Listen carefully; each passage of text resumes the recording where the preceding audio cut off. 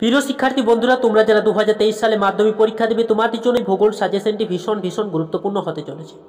তোমরা জানো যে 2023 সালে তোমার জীবনে সবচেয়ে বড় পরীক্ষা দিতে চলেছো এবং এই পরীক্ষাটি তোমার জীবন নির্ধারণ করে তুমি কোন পথে এগোবে। তাই 100% কমন পাওয়ার জন্য সাকসেস কি 100% A to Z ইউটিউব চ্যানেলটি সাবস্ক্রাইব করো, যাতে পরবর্তী ভিডিওর নোটিফিকেশন সবার প্রথমে পেয়ে যাও।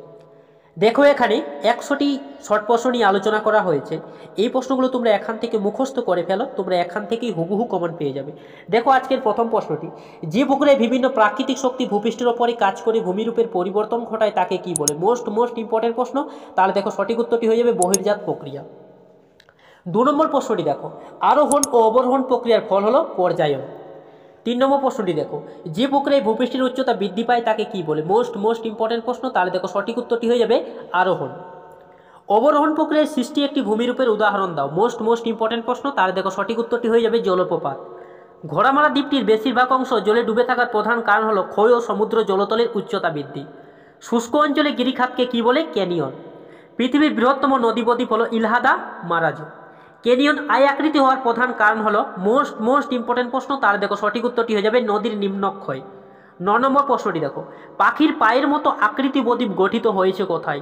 ভীষণ গুরুত্বপূর্ণ প্রশ্ন।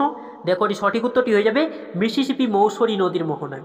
তারপরে দেখো 10 নম্বর প্রশ্নটি, পৃথিবীর বৃহত্তম নদী বদ্বীপ হলো গঙ্গা ব্রহ্মপুত্র বদ্বীপ। পর্বত আরোহণের সমস্যার সৃষ্টি হয় ক্রেভাসের উপস্থিতিতে। 12 নম্বর প্রশ্নটি দেখো, গ্রিনল্যান্ড ও নিউজিল্যান্ডের সমুদ্র উপকূলে আংশিক ডুবে থাকা উপত্যকা যে প্রাকৃতিক শক্তির ক্ষয়কার্যের ফলে সৃষ্টি হয় তা হলো হিমবাহ। পৃথিবীর দ্রুততম হিমবাহের নাম কি? মোস্ট ইম্পর্টেন্ট প্রশ্ন। তাহলে দেখো, সঠিক উত্তরটি হয়ে যাবে জ্যাকব সাভো। বাস্কেটভিচ টপোগ্রাফি গঠন করে ডামলিন। ভারতের দীর্ঘতম হিমবাহের নাম হলো সিয়াচেন। বায়ু ও জলধারায় সম্মিলিত কার্যের ফলে গঠিত ভূমিরূপ হলো ওয়াদি। শুষ্ক মরু বা মরুপ্রায় অঞ্চলে অবস্থিত লবণাক্ত হ্রদকে বলে প্লায়া। ক্ষয়ের শেষ সীমার ভিত্তিতে ভূপৃষ্ঠের সমতলীকরণকে কি বলে? মোস্ট ইম্পর্টেন্ট প্রশ্ন। তাহলে দেখো, সঠিক উত্তরটি হয়ে যাবে জলবিভাজন। বিশ্বের গভীরতম গিরিখাত কোনটি? ভীষণ গুরুত্বপূর্ণ প্রশ্ন। তাহলে দেখো, সঠিক উত্তরটি হয়ে যাবে ক্যানিয়ন। ভারতের উচ্চতম জলপ্রপাত নাম কি? মোস্ট ইম্পর্টেন্ট প্রশ্ন। তাহলে দেখো, সঠিক উত্তরটি হয়ে যাবে কুঞ্চিকল জলপ্রপাত। হিমবাহ দ্বারা গঠিত কোন ভূমিরূপটি ডিম ভর্তি ঝুড়ির নেই? ড্রামলিন। সাহারায় বালুকাময় মরুভূমি কি নামে পরিচিত? মোস্ট ইম্পর্টেন্ট প্রশ্ন। তাহলে দেখো, সঠিক উত্তরটি হয়ে যাবে আর্ক। বায়ুমণ্ডলে CO2 গ্যাসের পরিমাণ হলো 0.033%। বায়ুমণ্ডলে কঠিন উপাদান হলো লবণকণা। বায়ুমণ্ডলে নাইট্রোজেনের শতকরা পরিমাণ 78.08। হেটেরোস্ফিয়ারের উচ্চতম স্তরটি হলো হাইড্রোজেন স্তর। দেখো, এখানে একটু টাইপিং মিস্টেক রয়েছে, একটু দেখে নিও। এটি হবে হাইড্রোজেন স্তর। উল্কাপিণ্ড পুড়ে ছাই হয় কোন স্তরে? মোস্ট ইম্পর্টেন্ট প্রশ্ন। তাহলে দেখো, সঠিক উত্তরটি হয়ে যাবে মেসোস্ফিয়ার। পৃথিবীর অ্যালবেডোর পরিমাণ প্রায় 34%। পৃথিবীর গড় উষ্ণতা বৃদ্ধিতে সবচেয়ে গুরুত্বপূর্ণ গ্যাসটি হলো CO2। এলনিনোর প্রভাব দেখা যায় প্রশান্ত মহাসাগরে। বার্ষিক উষ্ণতার প্রসার সবচেয়ে কম থাকে নিরক্ষীয় জলবায়ু অঞ্চলে। দিন রাত্রের তাপমাত্রা পার্থক্য সবচেয়ে কম থাকে উষ্ণ মরু জলবায়ু অঞ্চলে। ফ্রান্সের রন নদীর উপত্যকায় প্রবাহিত শীতল স্থায়ী বায়ুকে বলে মিস্ট্রাল। মার্কিন যুক্তরাষ্ট্রে পৃথিবীর সর্বাপেক্ষ বিধ্বংসী ঘূর্ণিঝড় টর্নেডো এই নামে ডাকা হয়, সেটি হলো দেখো টুইস্টার। যে যন্ত্রের সাহায্যে বায়ুর আর্দ্রতা পরিমাপ করা হয় তা হলো হাইগ্রোমিটার। বৃষ্টিপাত সবচেয়ে কম থাকে তুন্দ্রা জলবায়ু অঞ্চলে। সারা বছর রৌদ্রোজ্জ্বল আবহাওয়া থাকে ভূমধ্যসাগরীয় জলবায়ু অঞ্চলে। পৃথিবীর মোট আয়তনে জলভাগের দ্বারা আবৃত অংশ 71%। গ্র্যান্ড ব্যাংক মগ্নচড়া অবস্থিত আটলান্টিক মহাসাগরে। পৃথিবীর বৃহত্তম মগ্নচড়া হলো গ্র্যান্ড ব্যাংক। উষ্ণ ও শীতল সমুদ্র স্রোত যে স্থানে মিলিত হয় তা হলো হিমপ্রাচীর। মৌসুমী বায়ুর প্রভাবে ভারত মহাসাগরে সমুদ্র স্রোতের দিক পরিবর্তন হয়। শৈবাল সাগর সৃষ্টি হয়েছে আটলান্টিক মহাসাগরে। কোন স্রোতের প্রভাবে ব্রিটিশ দ্বীপপুঞ্জ ও নরওয়ে উপকূল সারা বছর বরফমুক্ত থাকে? উত্তর আটলান্টিক স্রোতে। শীতল ল্যাব্রাডর স্রোত এবং উষ্ণ উপসাগরীয় স্রোত মিলিত হয়ে ঘন কুয়াশা ও ঝড়ঝঞ্ঝার সৃষ্টি করে যে উপকূল অঞ্চলে তা হলো নিউ ফাউন্ডল্যান্ড উপকূলে। জোয়ার ও ভাটার প্রত্যেকের স্থায়িত্বকাল হলো 6 ঘন্টা। মোরা কোটাল হলো শুক্ল ও কৃষ্ণপক্ষের অষ্টমী তিথিতে। পৃথিবী থেকে চাঁদের দূরত্ব যখন সবচেয়ে কম থাকে তখন যে জোয়ার সৃষ্টি হয় তা হলো পেরিজি জোয়ার। দুটি মুখ্য ও দুটি গৌণ জোয়ারের মধ্যে সময়ের পার্থক্য হলো 12 ঘন্টা 26 মিনিট। বান ডাকা দেখা যায় হুগলি নদীতে। মোরা কোটালের সময়ে চন্দ্র ও সূর্য পৃথিবীর সাপেক্ষে নিম্নলিখিত কোণে অবস্থান করে 90 ডিগ্রি কোণে। পৃথিবী ও চাঁদের মধ্যে দূরত্ব সর্বাধিক হলে তাকে বলে অ্যাপোলজি। প্রতিযোগ অবস্থানের সময় থাকে পূর্ণিমাতে। একটি চিকিৎসা সংক্রান্ত বজ্র হলো ইনজেকশন সিরিজ। বজ্র ব্যবস্থাপনা পদ্ধতিটি হলো, দেখো এটি খুবই গুরুত্বপূর্ণ প্রশ্ন, তোমরা এটি কমেন্ট করে জানাও। জীবাণু দ্বারা বজ্রের বিয়োজন হলো মোস্ট ইম্পর্টেন্ট প্রশ্ন, তার দেখো সঠিক উত্তরটি হয়ে যাবে ক্যাম্পোস্টিং। একটি পুনর্বিযোগ্য বজ্র হলো প্লায়াস। নমামি গঙ্গা পরিকল্পনা হলো গঙ্গা দূষণ নিয়ন্ত্রণ পরিকল্পনা। নিম্নলিখিত কোন রাজ্য ভেঙে তেলেঙ্গানা রাজ্যটি গঠিত হয়? অন্ধ্রপ্রদেশ। ভারতের রাজ্য পুনর্গঠনের মূল ভিত্তি ছিল ভাষা। ভারত ও পাকিস্তানের সীমানা নির্দেশ করে রেড ক্লিফ লাইন। ভারত ও চীনের মধ্যে অবস্থিত রেখার নাম হলো ম্যাকমোহন লাইন। ভারতের উত্তরতম স্থানটির নাম হলো ইন্দিরাকল।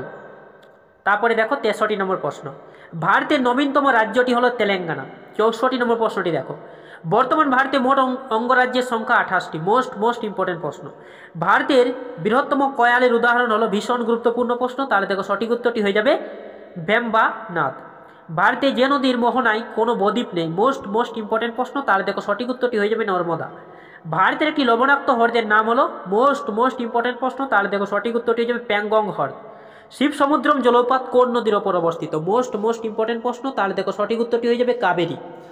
ভারতে সর্বাধিক জলসেচ করা হয় যে পদ্ধতিতে, সেটি হলো কূপ ও নলকূপ।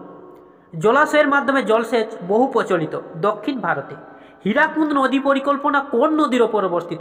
মোস্ট ইম্পর্টেন্ট প্রশ্ন, তার দেখো সঠিক উত্তরটি হয়ে যাবে মহানদী। উত্তর ভারতে নদ নদী নিত্যবাহী হওয়ার প্রধান কারণ হলো নদীগুলি বরফ গলা জলে ও বৃষ্টির জলে পুষ্ট। ভারতে পশ্চিমী ঝঞ্ঝা এর প্রাদুর্ভাব দেখা যায় শীতকালে। ভারতে শীতকালে প্রবাহিত প্রধান বায়ুটি হলো শীতল ও শুষ্ক উত্তর পূর্ব।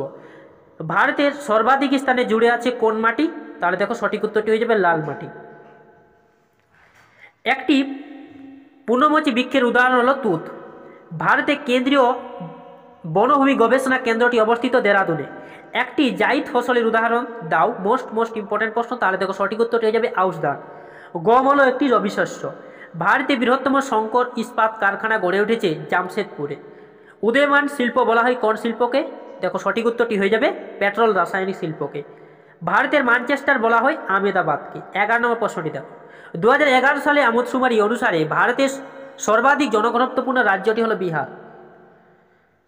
মহানগরীর ন্যূনতম লোক সংখ্যা হলো 10 লক্ষের বেশি। ভারতের সবচেয়ে জনবহুল শহর হলো মুম্বাই। ভারতের ব্যস্ততম সড়কপথটি হলো NH2। উন্নয়নের জীবনরেখা নামে পরিচিত জলপথ। ভারতে সর্বেক্ষণ বিভাগ বা সার্ভে অফ ইন্ডিয়া স্থাপিত হয় 1767 খ্রিস্টাব্দে। ভূবৈচিত্র্য সূচক মানচিত্র ভারতে তৈরি করে যে সংস্থা, তা হলো SOI। ভারত থেকে প্রেরিত কৃত্রিম উপগ্রহ হলো IRS। নর্মদা নদীতে সৃষ্টি উল্লেখযোগ্য জলপ্রপাতটির নাম কি?